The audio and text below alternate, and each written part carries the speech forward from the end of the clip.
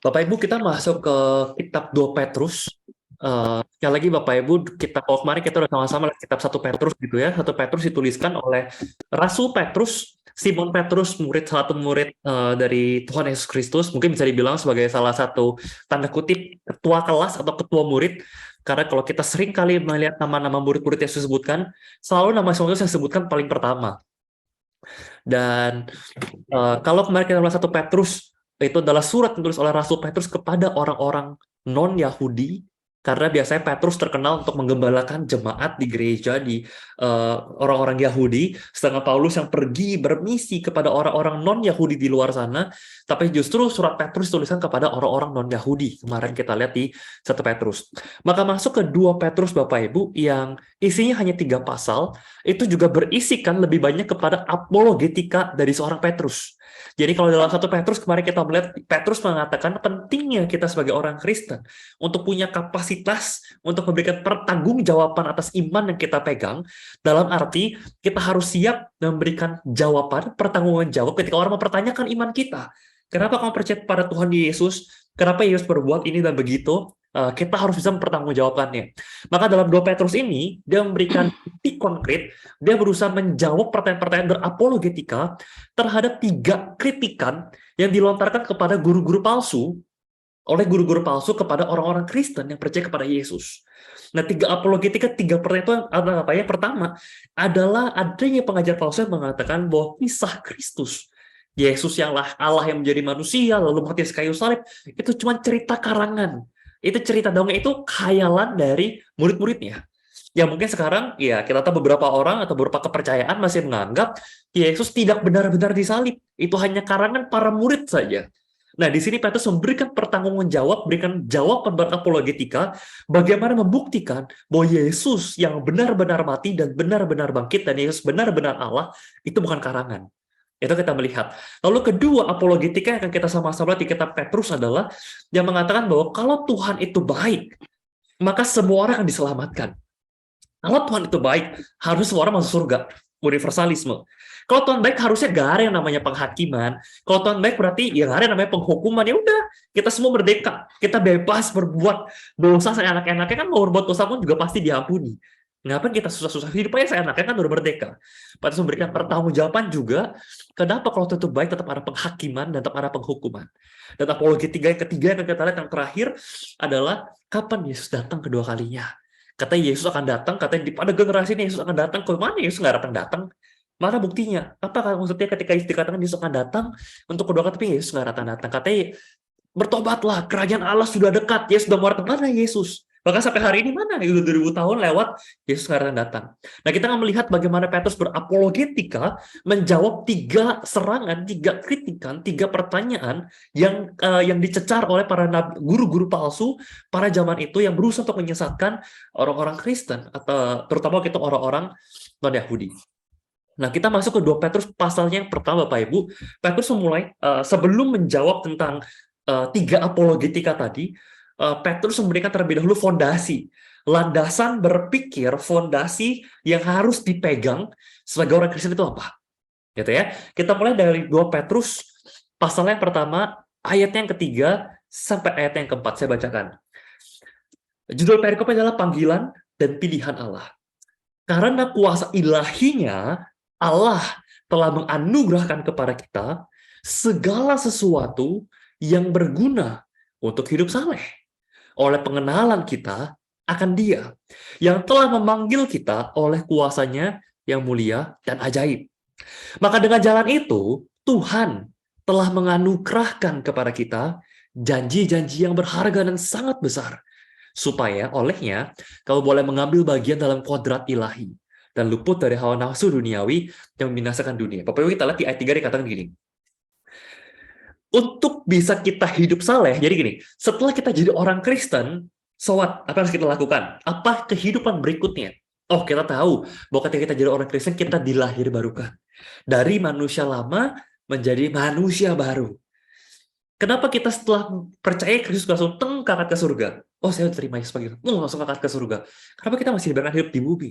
Supaya kita mengalami satu proses pengudusan, proses sanctification, atau proses menjalani hidup yang saleh. Dan tadi Petrus mengatakan, kalau orang Kristen satu tujuan orang Kristen untuk hidup saleh, yaitu setelah menjadi dari manusia lama menjadi manusia baru, menjalani hidup yang saleh, gimana caranya supaya kita bisa hidup saleh? Caranya adalah dikatakan, karena kuasa ilahinya telah menganugerahkan kepada kita segala sesuatu yang berguna untuk hidup yang saleh. Artinya apa? Kalau kita bisa hidup saleh, Bapak Ibu, itu karena Tuhan yang terlebih dahulu menganugerahkan kepada kita segala sesuatu yang berguna atau yang memampukan kita untuk bisa hidup saleh. Jadi kita hidup saleh bukan karena kita yang cukup saleh, bukan cukup baik, cukup kuat, cukup hebat untuk menentang dosa dan memilih untuk hidup saleh, bukan. Kita bisa hidup saleh pun karena Tuhan yang menganugerahkan kepada kita semuanya yang berguna supaya kita hidup saleh. Apa itu semuanya? Semuanya, segala sesuatu. Apa itu? Pemikiran yang baik, kesempatan, lingkungan yang baik, kesehatan, peluang-peluang, kesempatan untuk berbuat baik, kesempatan untuk saleh, kekuatan untuk melawan dosa, untuk tidak jatuh dalam pencobaan. Semua yang memampukan kita untuk bisa menjalani hidup yang saleh, itu dari Tuhan. Oke, maka pertanyaannya adalah, gimana caranya Tuhan menganugerahkan kekuatan untuk kita hidup saleh? Medianya apa? Sarananya apa? Sarannya adalah dikatakan oleh pengenalan kita akan Dia. Jadi cara Tuhan memampukan kita supaya kita sanggup punya kuasa untuk hidup saleh, untuk nggak cuma hidup di dalam dosa terus adalah caranya adalah melalui pengenalan akan Tuhan. Bapak, bukan lewat hafalin perintah dan larangan. Kekristenan bukan soal agama yang mengajar, oh ini 5 perintah, ini 5 larangan, ya, ini 5 rukun Kristen harus kamu ikuti, kamu taati, kalau bisa hidup saleh. Enggak. Karena keselamatan bukan dari perbuatan, keselamatan bukan dari perintah dan larangan, tapi keselamatan adalah dari pengenalan akan Tuhan. Ini soal relasi. Kekristenan adalah soal bagaimana kita bisa mengasihi Tuhan dan mengasihi sesama. Dan bagaimana kita bisa mengasihi Tuhan kalau kita nggak punya pengenalan akan Dia. Apa artinya mengasihi Tuhan? Kalau kita mau mengasihi pasangan kita, maka kita akan berusaha untuk memberikan yang terbaik buat pasangan kita. Kita berusaha untuk memenuhi kebutuhan pasangan kita. Kita melakukan apa yang Dia senangi, apa yang menjadi kehendak Dia. Nah, gimana kita bisa lakukan apa yang pasangan kita suka, apa yang menyenangkan pasangan kita, kalau kita nggak kenal apa yang dia suka, kita nggak tahu apa yang bikin dia happy. Maka begitu juga, untuk menjalani hidup yang saleh, apa itu tujuan hidup yang saleh? Menyenangkan Tuhan. Hidup yang saleh, memuliakan Tuhan. Bagaimana kita bisa hidup saleh, menyenangkan, memuliakan Tuhan? Kalau kita nggak kenal Tuhan itu sendiri. Karena kekristenan adalah soal pengenalan, relasi. Bukan soal perbuatan. Bukan soal taati perintah dan jauhi larangan. Bukan. Pertanyaan berikutnya, apa yang dikenali dari Tuhan? Oke, kita tahu Tuhan, ya udah Tuhan. Kita tahu, oh Tuhan itu adalah Allah. Sosok ilahi, sosok yang kosmik, ya Allah yang maha kuasa, maha baik, dan seterusnya. Apa yang perlu kita kenali dari Tuhan? Bagian mana dari Tuhan yang perlu kita ketahui? Yang melalui pengenalan tersebut, kita dimampukan, kita diberikan kuasa untuk menjalani hidup yang saleh. Jawabannya adalah, kita mengenali Tuhan yang telah memanggil kita oleh kuasanya yang mulia dan ajaib. Artinya apa? Kita mengenal Tuhan yang punya inisiatif untuk manggil kita. Apa artinya manggil kita? Yang punya inisiatif untuk memilih kita dan memberikan anugerah keselamatan kepada kita. Itu Tuhan yang perlu kita kenalin. Itulah kenapa dikatakan, oh kamu percaya Tuhan itu cuma ada satu Tuhan. Iblis juga percaya. Dan iblis gemetar. Apakah artinya iblis selamatkan? Apakah artinya iblis hidupnya saleh? Enggak. Kenapa? Karena pengenalan iblis tentang Tuhan cuma sebatas, oh dia adalah Tuhan sosok pencipta. Ya udah, dia sosok yang kosmik. Banyak Bapak Ibu orang yang percaya dunia diciptakan oleh Tuhan, tapi tidak mengenal pribadi Tuhan secara mendalam, secara pribadi, secara personal. Tapi yang menyelamatkan kita adalah pengenalan bahwa Tuhan yang berinisiatif untuk memanggil kita, Tuhan yang berinisiatif untuk menyelamatkan kita. Kita nggak sadar kita butuh Tuhan. Nggak ada, firman Tuhan mengatakan di Roma, tidak ada satu orang pun yang mencari Tuhan, Tidak ada satu orang pun yang baik. Semua orang telah berbuat dosa dan telah kehilangan kemuliaan Allah. Tidak ada satu orang pun yang baik. Tidak ada satu orang pun yang mencari Tuhan. Tapi Tuhan yang kita sembah orang Kristen, itu adalah bukan Tuhan yang dicari oleh manusia. Tapi itu ada berinisiatif untuk mencari manusia, memanggil kita, kita dipanggil dengan keras dan kita sadar, hey, ternyata ada Tuhan yang begitu menyayangi aku. Dan aku mau menerima kuasa yang mulia dan ajaib. Kita saleh, karena Tuhan yang terlebih dahulu memanggil, menyadarkan, dan memampukan kita. Ini yang disebut dengan teologi anugerah, Bapak Ibu. Ini disebut dengan doktrin anugerah. Bahwa kita selamat, bukan karena kita yang cukup saleh, kita yang udah baik, kita yang bisa mengikuti berapa perintah dan menjauhi berapa larangan. Bukan. Berita kebenaran Kristen, berita kabar baik adalah Tuhan yang baik, bukan manusia yang baik. Tuhan yang baik, yang berinisiatif mencari, memanggil, menyelamatkan kita dengan kuasa yang mulia dan ajaib. Dengan kuasa dia menyelamatkan manggil kita, dengan kuasa yang sama, dia memampukan kita untuk bisa hidup saleh. Makanya tempat dikatakan, gimana cara Tuhan memampukan kita buat hidup saleh? Dengan jalan itu, Tuhan menganugerahkan kepada kita janji-janji yang berharga dan yang sangat besar.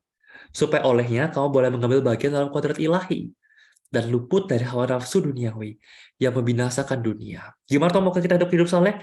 Dengan berjanji Tuhan akan menuntun kita lepas dari hawa nafsu duniawi yang membebaskan dunia. Itu janji. Kita bisa saleh karena kita berpegang pada janji Tuhan. Tuhan bukan Tuhan yang membiarkan, kamu harus hidup saleh ya. Gimana caranya? Kamu pikir sendiri caranya. Pokoknya saya nggak mau tahu. Kamu harus hidup saleh. Kalau kamu hidup saleh, saya hukum kamu. Tuhan bukan Tuhan yang seperti itu.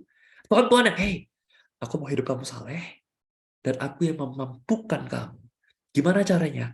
Aku berikan kamu kekuatan. Aku berikan kamu kemerdekaan untuk terlepas dari belenggu hawa nafsu. Untuk terlepas dari belenggu dosa.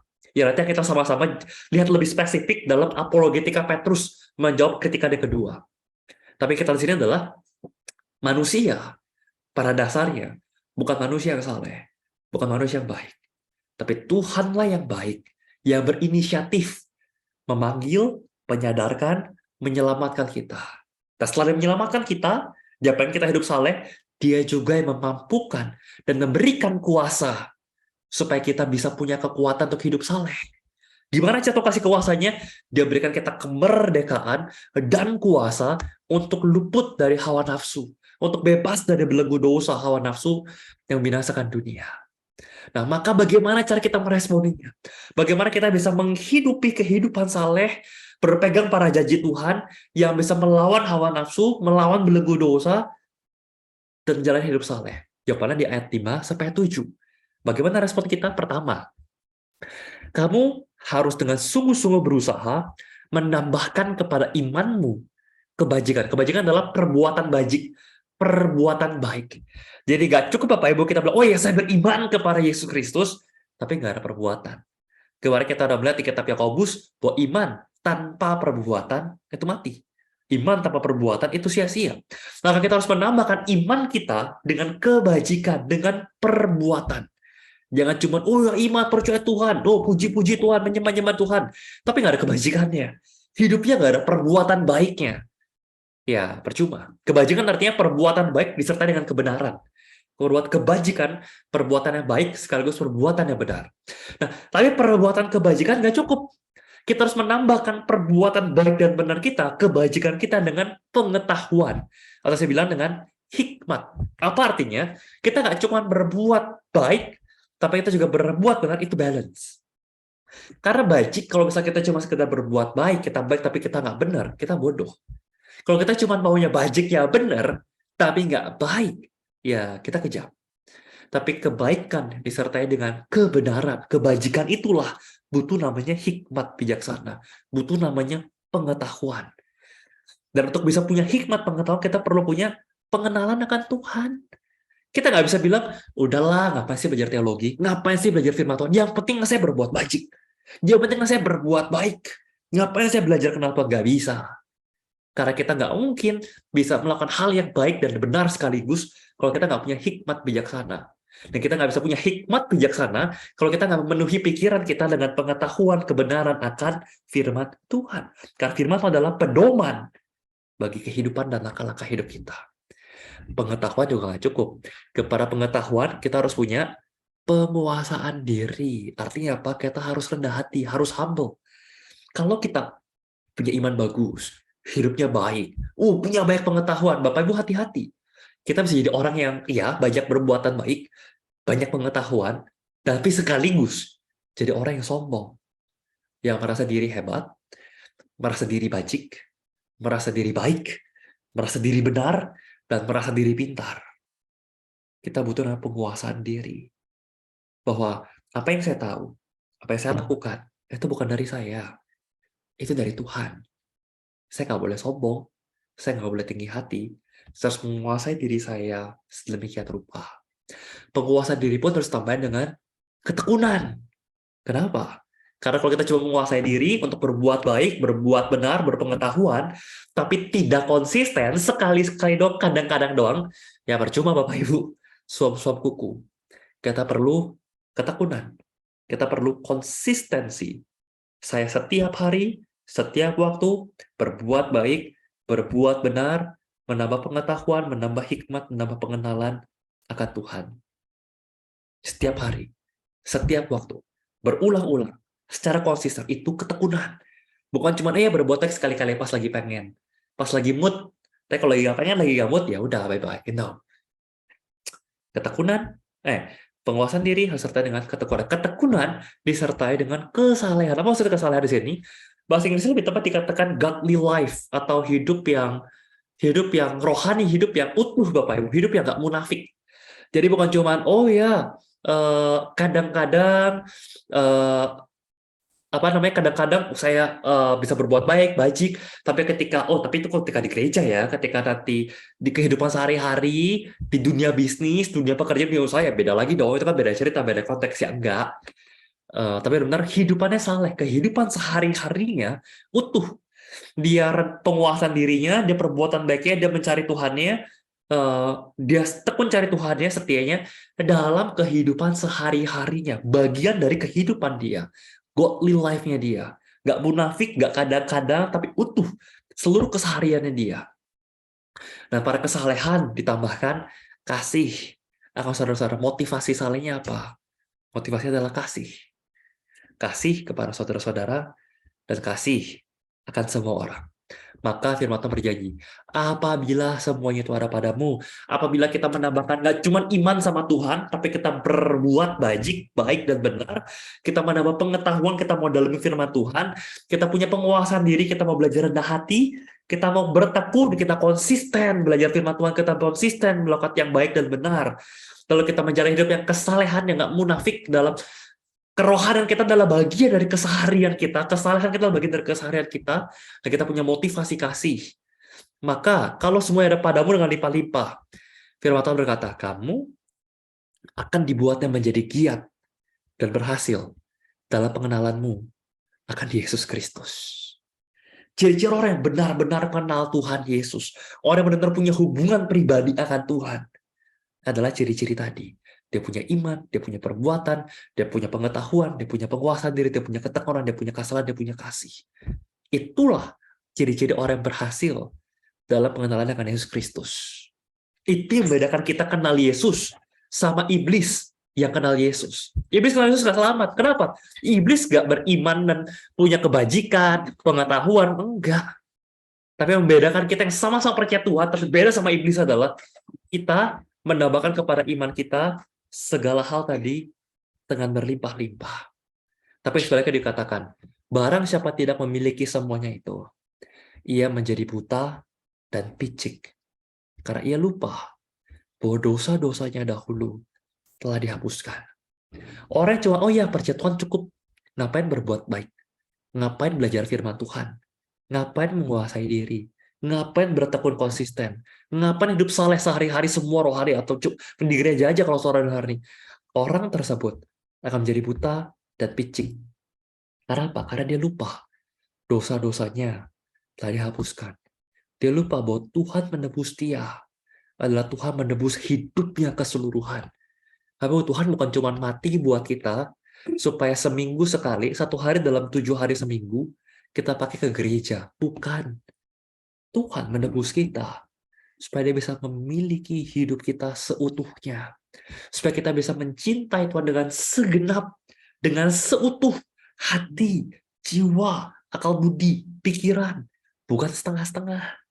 Bukan cuma 1/7 hidup kita, cuma di hari Minggu. Tapi seluruh hidup kita, segenap hidup kita. Ini fondasi yang harus dimiliki oleh orang Kristen yang telah percaya Tuhan. Dan kalau engkau punya ini, engkau siap untuk berapologetika, engkau siap untuk memberikan pertanggungjawaban imanmu kepada kritikan-kritikan orang. Karena percuma engkau mau kritik, oh jago berdebat, jago menjawab kritikan orang, kalau hidupmu cuma iman di mulut, cuma jago debat. Tapi imanmu nggak ada kebajikannya, nggak ada perbuatan baiknya, nggak ada kasihnya.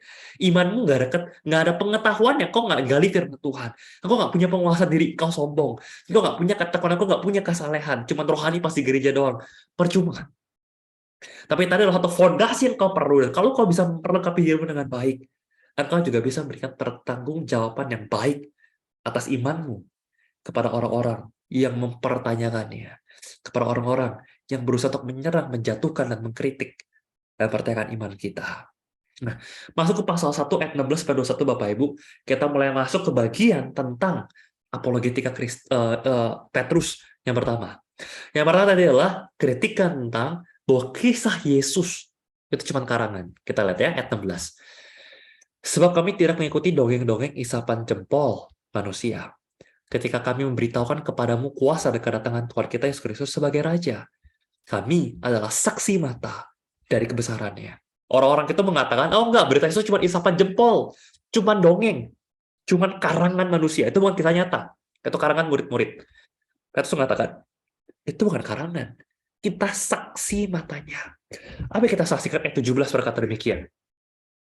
Kami menyaksikan bagaimana Yesus menerima kehormatan dan kemuliaan dari Allah Bapa.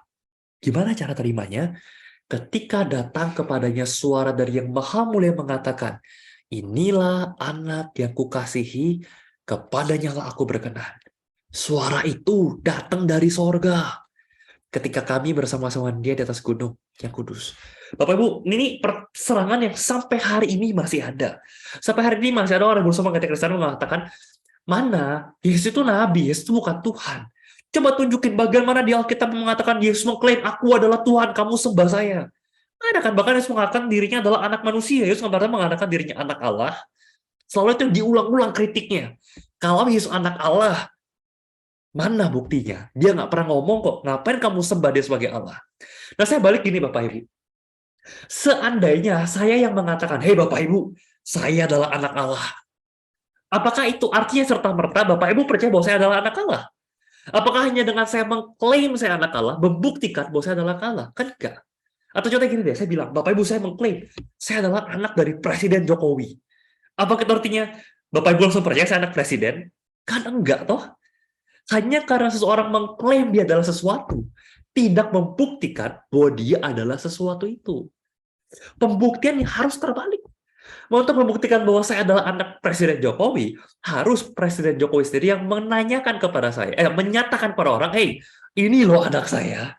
Dan dia kasih tahu, oh ini loh anak saya, ada Gibran, ada Kaisang. Dia kasih tahu, Presiden itu yang kasih tahu, ini anak saya, valid, bahwa dia adalah anak Presiden. Nah, ilustrasi untuk menggambarkan, hanya karena Yesus mengklaim, aku adalah anak Allah loh, apakah otomatis serta-merta membuktikan Yesus anak Allah? Enggak. Itu nggak membuktikan Yesus adalah anak Allah.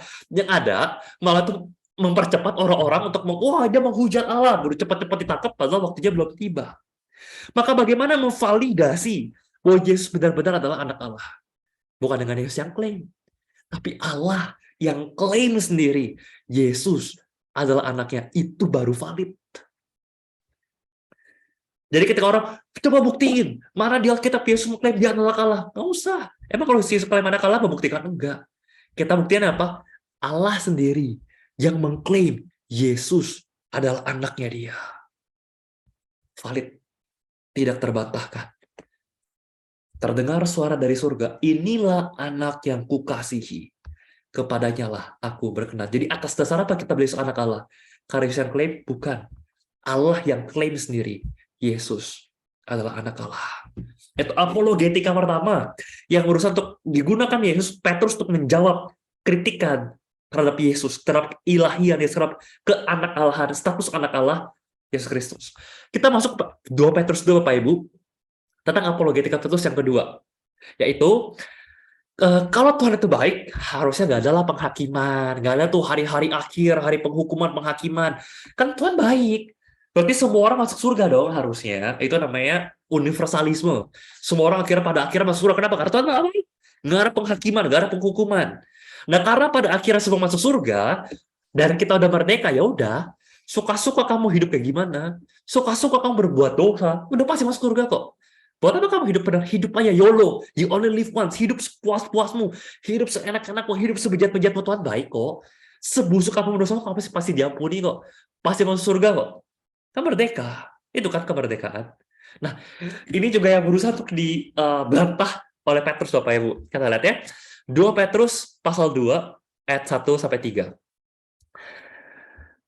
Sebagaimana nabi-nabi palsu dahulu tampil tengah-tengah umat Allah, sedemikian pula di antara kamu banyak guru-guru palsu. Gimana apa yang mereka memasukkan pengajaran-pengajaran sesat yang membinasakan. Mereka menyangkal penguasa yang telah menebus mereka, dan dengan jalan demikian mereka mendatangkan kebinasaan atas diri mereka. Jadi satu, mereka menyangkal konsep penebusan. Ya sampai sekarang masih baik kalau Bapak Ibu. Berbuat baik itu cukup. Apa itu selamat? Kita nggak butuh diselamatkan Tuhan. Yang penting berbuat baik aja. Nggak apa-apa, nggak percaya Tuhan, nggak perlu beragama lah. Yang penting kan kebaikan saya jelas. Nggak perlu penebusan-penebusan. Nah ini yang masih mirip-mirip sampai hari ini. Berbuat baik cukup. Nggak perlu ada yang tebus-tebus kita. Itu dari dulu udah ada. Lalu yang kedua, banyak orang akan mengikuti cara hidup mereka yang dikuasai hawa nafsu. Dan karena mereka jalan kepada hujat. Ini, ya kalau versi zaman sekarang, teologi kemakmuran. Wah, pokoknya kalau Tuhan itu baik, ya hidupmu makmur, hidupmu kayak raya, nggak ada masalah, kau bisa pleasure, kau bisa punya posisi, jabatan, harta, semua kau bisa nikmati, kau bisa menguasai, bisa mendapatkan semua yang kamu nafsuin. Ya, mengejar nafsu. Kalau kamu ikut Tuhan, ikut agama, kamu bisa memenuhi semua hawa nafsumu. Dari kemakmuran, yang juga bakal dibantah sama Petrus. Dan yang ketiga, Yesus mengatakan, sebenarnya guru-guru palsu ini serakah. Dia ngajarin semua itu karena mereka berusaha untuk mencari untung dari kamu dengan cerita-cerita isapan jempol mereka. Tapi untuk perbuatan mereka itu, hukuman telah lama tersedia dan kebinasaan tidak akan tertunda.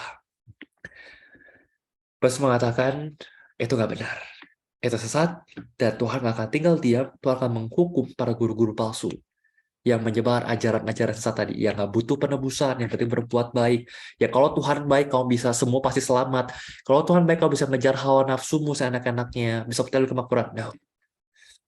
Apa buktinya bahwa Allah akan menghadirkan hari penghakiman di hari terakhir?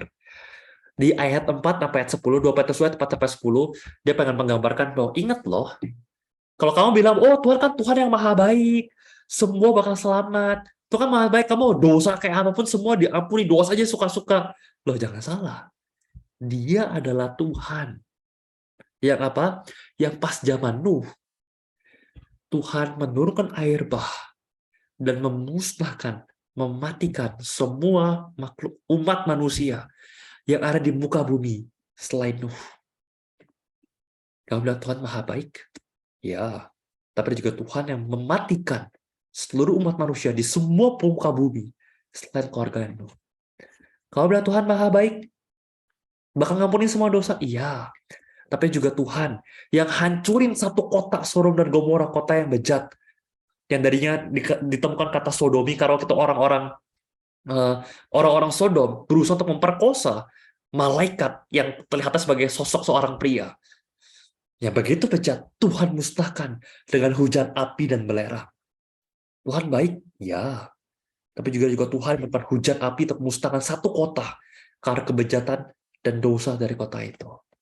Artinya apa? Petrus menggambarkan, jangan engkau hanya mengambil satu sisi, oh karena Tuhan baik, Lalu kau buat penafsiran, oh karena Tuhan baik, semua pasti selamat. Karena Tuhan baik, semua pasti masuk surga. Karena Tuhan baik, udah lah, nggak perlu penebus. Karena Tuhan baik, dosa lah sepuas-puasmu. No.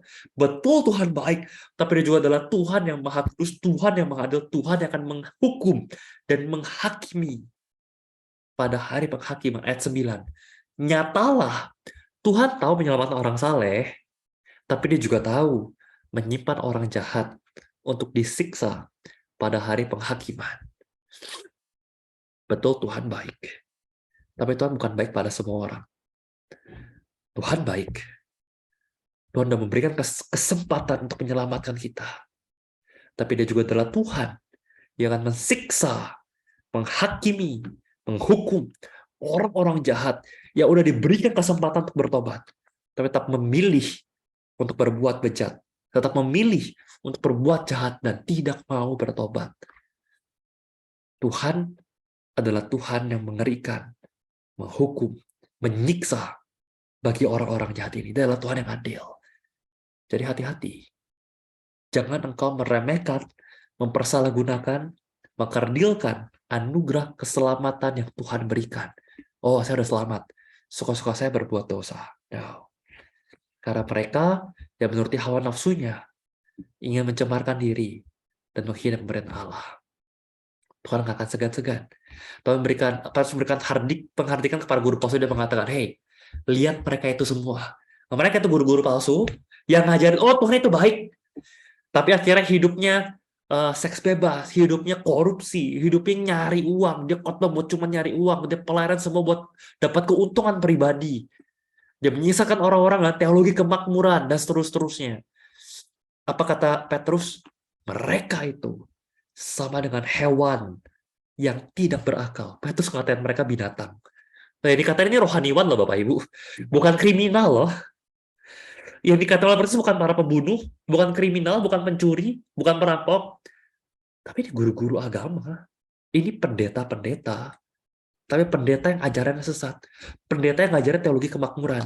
Pendeta yang meremehkan anugerah Tuhan. Oh, semua orang selamat. Tuhan nggak akan menghukum. Silakan berbuat dosa puas-puasnya. Kamu udah diampuni dosamu. Hey, mereka adalah binatang yang tidak berakal. Mereka binatang yang dilahirkan untuk ditangkap dan dimusnahkan. Oh, keras sekali Petrus menegur mereka. Mereka menghujat apa yang tidak mereka ketahui. Sehingga oleh perbuatan mereka yang jahat, mereka sendiri akan binasa seperti binatang liar. Mereka mengalami nasib buruk seperti upah kejahatan mereka. Mereka berfoya-foya pada siang hari. Mereka menganggap kenikmatan. Mereka adalah kotoran dan noda yang mabuk dalam hawa nafsu. Kalau mereka duduk dalam makan dan minum bersama-sama dengan kamu. Mata mereka penuh nafsu, zina, dan mereka tidak pernah jemu berbuat dosa. Mereka memikat orang-orang yang lemah. Hati mereka telah terlatih dalam keserakahan. Mereka adalah orang-orang yang terkutuk. Ini teguran yang sangat keras Bapak Ibu. Bukan pada orang kriminal. Para guru-guru agama. Kata-katanya manis. Tuhan baik. Dosamu diampuni. Kalau ikut Tuhan pasti Tuhan berikan kemakmuran. Ikut Tuhan semua dilancarkan. Kejar hawa nafsumu, kejar punya mobil, kejar punya rumah mewah, kejar jalan-jalan keliling dunia, kejar semua yang kamu pengen nafsuin. Sorry, mereka yang mengajarkan adalah orang yang terkutuk. Mereka yang mengajarkan apa untuk mengejar nafsu, memanfaatkan anugerah Tuhan untuk mengejar nafsu pribadi mereka adalah lebih rendah dari binatang. Keras sekali. Bahkan dia katakan masih dilanjutin Bapak Ibu ayat 17-19, Petrus marah sekali itu mengatakan, guru-guru palsu itu adalah seperti mata air yang kering, seperti kabut yang dihalaukan taufan. Bagi mereka telah tersedia tempat dalam kegelapan yang paling dahsyat. Sebab mereka mengucapkan kata-kata yang congkak dan hampa, mempergunakan hawa nafsu cabul untuk memikat orang-orang yang baru saja melepaskan diri dari mereka yang hidup dalam kesesatan. Mereka menjanjikan kemerdekaan kepada orang lain, padahal mereka sendiri adalah hamba-hamba kebinasaan. Karena siapa yang dikalahkan orang? Ia adalah hamba itu. Bapak Ibu, apa sih kemerdekaan? Kemerdekaan, banyak orang mengatakan, oh jadi orang Kristen nggak enak, jadi orang Kristen nggak bebas. Nggak boleh ngerokok, nggak boleh judi, nggak boleh minum-minum, nggak boleh seks bebas, nggak boleh pornografi, banyak nggak boleh jadi orang Kristen. Orang Kristen nggak bebas. Apa sih kebebasan sejati? Apa sih kemerdekaan sejati? Tapi kemerdekaan sejati itu bukan kita bebas melakukan apa yang kita mau. Bukan. Kebebasan sejati, kemerdekaan sejati adalah kita bebas untuk mengatakan tidak pada apa yang tidak kita inginkan. Karena banyak orang yang saya pengen berhenti rokok, tapi saya nggak bisa. Itu kebebasan, itu kerikatan, itu belenggu. Saya pengen berhenti minum-minum, saya pengen berhenti narkoba, saya pengen berhenti berzina, tapi nggak bisa berhenti. Apakah itu kebebasan? Bukan. Itu belenggu, itu keterikatan. Itu kemerdekaan yang sejati. Begitu juga ketika ada orang yang mengajar, ikut Tuhan, engkau merdeka, kau bisa kaya raya, punya uang, harta yang banyak. Itu kemerdekaan? Bukan. Itu keterikatan pada nafsu duniawi. Itu bukan dari Tuhan. Itu adalah ikatan, itu adalah hamba. Keterikatan belenggu dari hawa nafsu. Dan Petrus keras sekali menegur. Jangan kita memancing orang untuk mencari Tuhan. Cuman buat muasin hawa nafsu orang tersebut. Kenapa cari Tuhan? Supaya Tuhan berkati saya. Karena jatuh, oh supaya Tuhan bikin saya kaya raya. Kalau jatuh, oh supaya Tuhan kasih saya pasangan yang cantik, yang gagah, yang keren. Kalau jatuh, oh supaya Tuhan berkati pekerjaan saya. Kita memperalat Tuhan. Dan kita mempertuhankan hawa nafsu kita. Itu bukan kekristenan. Ayat 20 sampai 21 Petrus mengatakan, sebab jika mereka oleh pengenalan mereka akan Tuhan dan Juru Selamat telah melepaskan diri dari kecemaran dunia, tapi terlibat lagi di dalamnya, maka akhirnya keadaan mereka lebih buruk daripada sebelumnya. Karena itu bagi mereka adalah lebih baik kalau mereka gak pernah kenal jalan kebenaran, daripada kenal terus akhirnya berbalik dari perintah kudus. Terus saya mengatakan, hei hati-hati. Kalian orang-orang Kristen udah pernah kenal Tuhan, udah pernah ngalami keselamatan pribadi Tuhan, akhirnya lebih terbuai sama ajaran-ajaran sesat tadi, ajaran-ajaran memperalat untuk mengejar hawa nafsu tadi, hati-hati. Kata Petrus, lebih baik kamu gak kenal Tuhan dari awal. Daripada kamu udah kenal Tuhan, udah pernah ngalamin Tuhan baik mengubah hidupmu, tapi akhirnya hidupmu melenceng. Dan bukan yang kau menyembah Tuhan, dan kau memperalat Tuhan untuk menyembah hawa nafsumu. Hati-hati. Itu kenapa dia katakan, iman aja gak cukup tadi. Iman harus sertai dengan perbuatan. Perbuatan baik dan benar. Bukan perbuatan yang egois. Bukan cuma ngejar hawa nafsu. Perbuatan serta dengan pengetahuan. Harus kenal firman Tuhan. Harus punya hikmat bijaksana. Pengetahuan disertai dengan penguasaan diri. Penguasaan diri harus disertai dengan ketekunan. Ketekunan disertai dengan kesalehan. Kesalehan harus disertai dengan kasih. Itu paket komplit yang harus kita kejar sebagai orang Kristen. Kalau kita cuma, oh yang penting percaya Tuhan. Terus kita ketemu ajaran kayak gini, oh ikut Tuhan, Tuhan berkati kamu kaya raya. Sesat kita Bapak Ibu. Dan saya mengatakan, lebih baik kamu nggak perlu kenal Tuhan dari awal. Daripada kamu cuma kenal Tuhan di awal, tapi akhirnya kamu ngikutin ajaran sesat ini. Bagi orang-orang begitu, ayat 22, wah ini keras sekali. Terus mengatakan, bagi mereka, cocok peribahasa, dikasih peribahasa kayak gini. Anjing kembali ke muntahnya, dan babi kembali ke kubangannya. Keras sekali. Dan yang ketiga, Bapak Ibu, apologetika ketiga. Petrus menjawab, kenapa Yesus gak datang-datang? Katanya kedatangan Yesus sudah dekat, bertobatlah, kerajaan Allah sudah dekat. Kita sering dengar itu di firman Tuhan. Mana Yesusnya? Mana kerajaan Allah yang udah dekat? Kok nggak kelihatan? Kok nggak datang-datang? Udah 2000 tahun loh sekarang. Masih belum datang Yesusnya. Katanya kerajaan Allah udah dekat. 2 Petrus 3 tepat, kata mereka, di manakah janji tentang kedatangannya itu? Sejak bapak-bapak leluhur kita meninggal, segala itu masih sama seperti semula, waktu dunia diciptakan. Dari yang waktu zaman perjanjian baru ditulis, oh ya karena tobatlah yang dekat, apa 2000 tahun? Sama, nggak ada datang Tuhannya mana katanya. Dari sini Petrus masih jawaban. 2 Petrus 3:7, tetapi oleh firman itu juga langit dan bumi yang sekarang terpelihara oleh api, dan disimpan untuk hari penghakiman dan kebinasan orang-orang fasik. Terus mengatakan gini,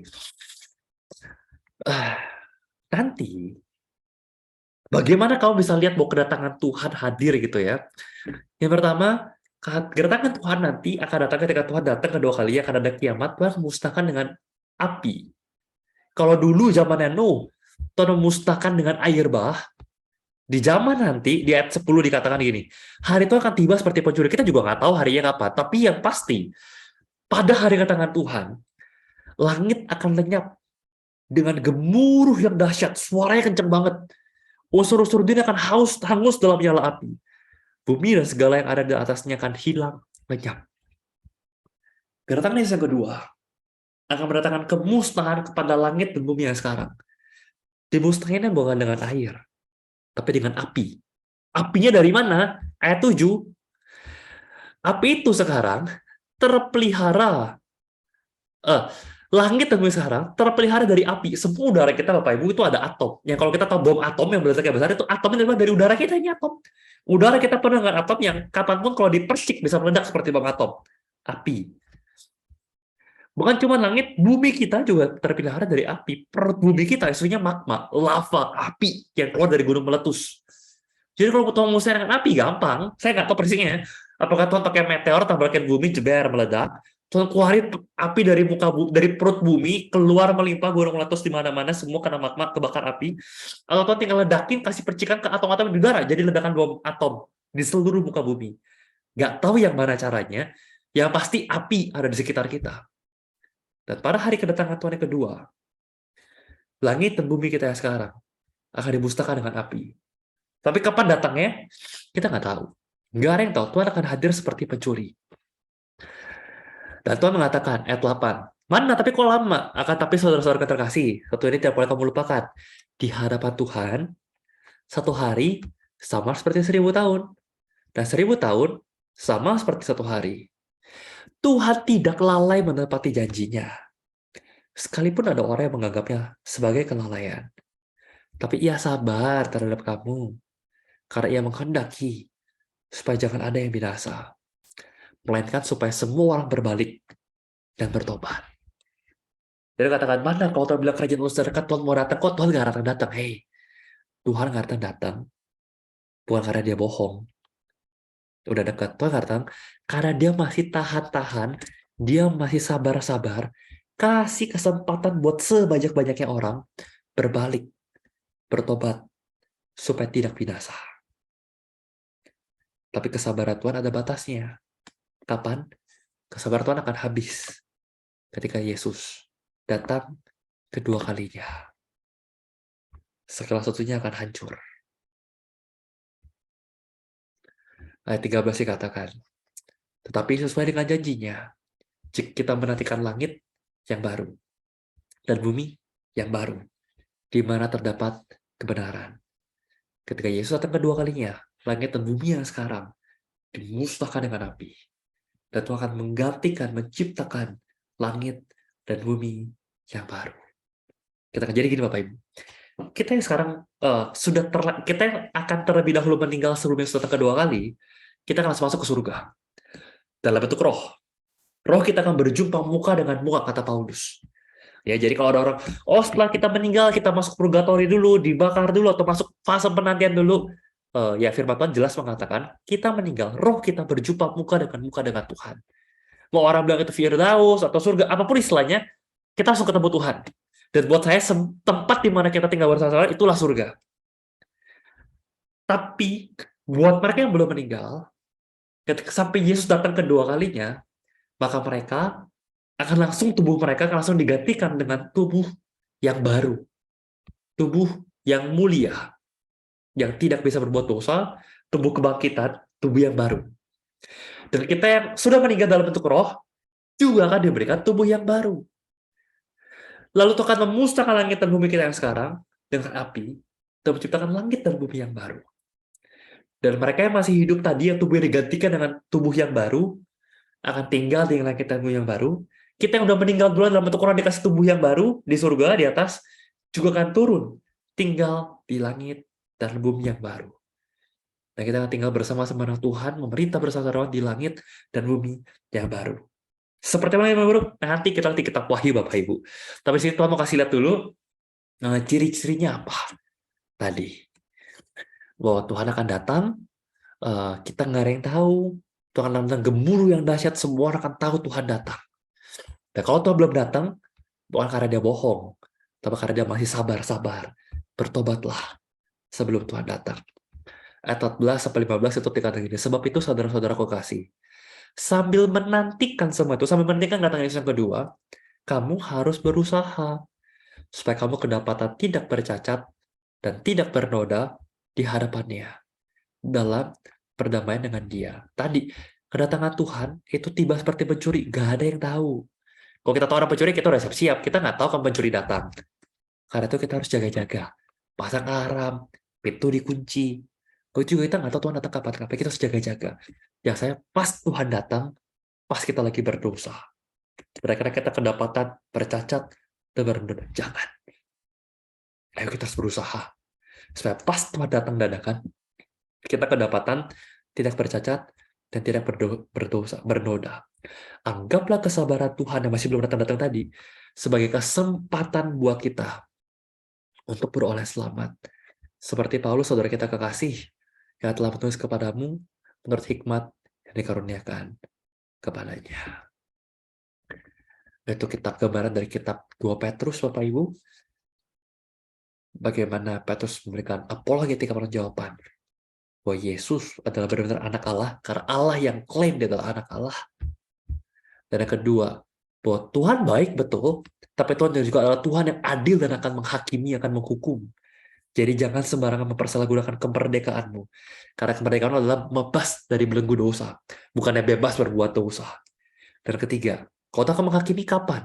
Nanti akan tiba harinya. Mana katanya deket kok nggak nyampe-nyampe? Karena Tuhan masih kasih kamu kesempatan untuk bertobat.